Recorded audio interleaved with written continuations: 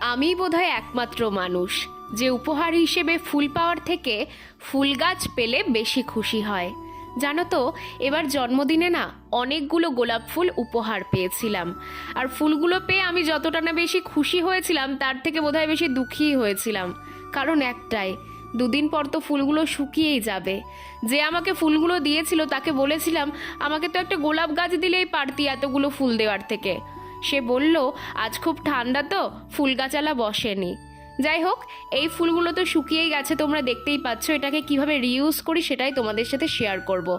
এই যে দেখো, ফুল থেকে প্রথমে অ্যালুমিনিয়াম ফয়েলটা আমি খুলে নিলাম, তারপর এই যে ডাস্টবিনে ফেলে দিলাম। না না, ডাস্টবিনে কিন্তু ফেলিনি, এটা আমি রিইউজ করব। কি করে বলো তো? তোমরা তো জানোই আমি ছাদ বাগান করি, আর ছাদ বাগানের মাটিটা ডিমের খোসা, সবজি খোসা, বিভিন্ন শুকনো ফুল এইসব দিয়েই বানাই।